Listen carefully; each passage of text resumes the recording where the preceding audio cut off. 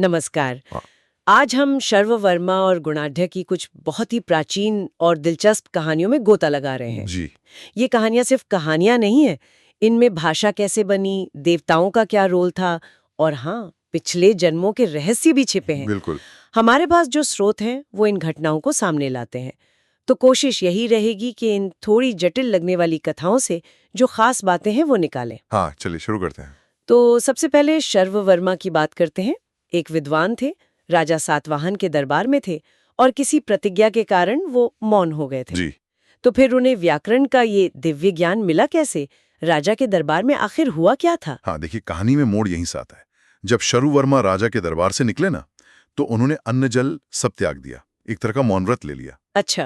रास्ते में चलते चलते इतने थक गए कि बेहोश होकर गिर पड़े। और तभी कहते हैं उन्हें साक्षात भगवान कार्तिकेय के दर्शन हुए। अरे वाह, अद्भुत। और कार्तिकेय ने कहा, पुत्र उठो, ऐसा कुछ? हाँ हाँ, बिल्कुल। हम्म। उठो, तुम्हारा सब काम सफल होगा। हम्म। कहते हैं जैसे ही उन्होंने ये सुना, उनकी सारी भूख प्यास मिट गई, जैसे अमृत पी लिया हो। कमाल है। फिर जब वो मंदिर पहुंचे तो वहां एक और चमत्कार हुआ। ओह, स्वयं देवी सरस्वती उनके मुख में प्रवेश कर गईं। देवी सरस्वती? जी। वाओ। और फिर भगवान स्कंद मतलब कार्तिकेय ने अपने 6 मुखों से व्याकरण का पहला सूत्र बोला, सिद्धो वर्ण समाम्नाय। सिद्धो वर्ण समाम्नाय। ये पहला सूत्र था, लेकिन यहाँ कुछ गड़बड़ हुई है ना, मतलब शर्व वर्मा से। हाँ, एक मानवीय भूल कह सकते हैं।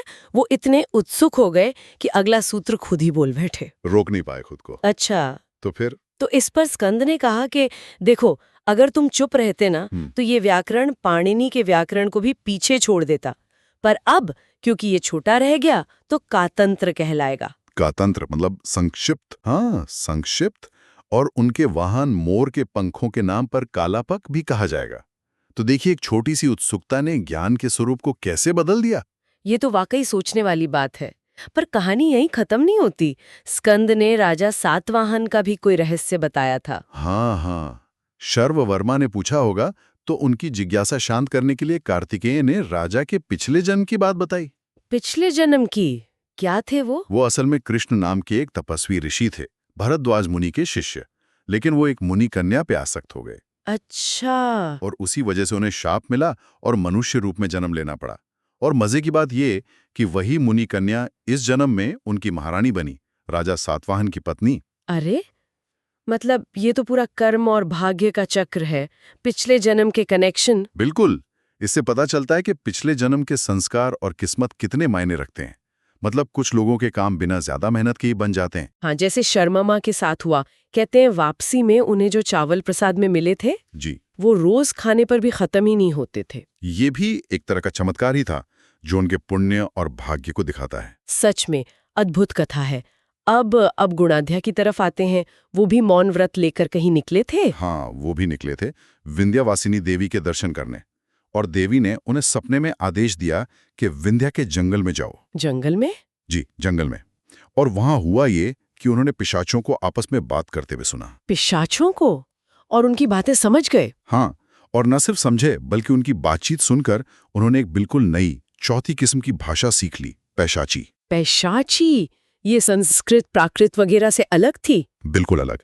संस्कृत, प्राकृत और जो आम बोलचाल की भाषा थी, उन सबसे अलग। कहते हैं इसी भाषा को बोलने से उनका मौन व्रत टूटा। जंगल में पिशाचों से भाषा सीख ली। वाह, ज्ञान कहीं से भी मिल सकता है ना? सही बात है। वही जंगल में उनकी मुलाकात काणभूति नाम के एक व्यक्ति से हुई। काणभूति? उन्होंने क्या कहा? काणभूति ने पैशाची में ही उनका स्वागत किया और उन्हें उनके पिछले जन्म की बातें भी याद दिलाईं। अच्छा, काणभूति को कैसे पता चला कि गुणहड्डे आने वाले हैं? उन्हें उनके एक मित्र ने बताया था। एक राक्षस मित्र था, भूति वर्मा, जिसके पास दिव्य दृष्टि थी। भूति वर्मा, राक्षस मित्र। उन्होंने यक्ष, राक्षस, पिशाचों के बारे में भी कुछ बताया था, जैसे वो रात में ज्यादा शक्तिशाली क्यों हो जाते हैं। हाँ, भूति वर्मा ने ये राज खोला था। उन्होंने बताया कि दिन में सूरज की रोशनी और गर्मी से, मतलब उसके तेज से, इनकी शक्ति कम हो जाती है। और ये उन जगहों पे ज्यादा असर दिखाते हैं जहां देवताओं का या ब्राह्मणों का सम्मान नहीं होता, या जहां गलत तरीके का खाना खाया जाता है। तो पवित्रता और वीरता से ये दूर रहते हैं। बिल्कुल। जहां पवित्रता हो, वीरता हो, ज्ञान हो, या पतिव्रता स्त्री हो, या जो लोग मांस वगैरह नहीं खाते, वहां ये शक्तियां टिक नहीं पाती। उनसे दूर रहती हैं। ये तो एक तरह से अनुशासन और सात्विकता का महत्व बताता है। अच्छा, अंत में काणाभूति ने एक सवाल भी पूछा था ना? हाँ, एक जिज्ञासा थी उनकी। उन्होंने पूछा कि भाई तुम्हारा नाम गुणाढ़्य से माल्यवान और एक और व्यक्ति का नाम पुष्पदंत कैसे पड़ा? अच्छा, तो ये एक और कहानी की तरफ इशारा है। बिल्कुल, लगता है इन नामों के पीछे भी कोई गहरी कहानी छिपी हुई है। तो अगर हम आज की बात समेटें तो इन कथाओं से एक तो ये पता चला कि भाषा की उत्पत्ति कैसे दैवीय प्रेरणा से जुड़ी हो सकती है, जैसे कातंत्र व्याकरण या फिर ये पैशाची भाषा। हाँ, बिल्कुल। और साथ ही ये पूर्व जन्म, कर्म, किस्मत, इन सब का कितना गहरा जाल बुना है ये भी दिखता है राजा सातवाहन और गुणाढ़्य दोनों की कहानियों में। और ज्ञान पाने के रास्ते कितने अलग-अलग और अनोखे हो सकते हैं। कभी देवता सिखा रहे हैं तो कभी जंगल में पिशाचों से सीखने को मिल रहा है। शायद यही है कि प्राचीन कथाएं सिर्फ मनोरंजन के लिए नहीं हैं, इनमें गहरे मतलब छिपे हैं।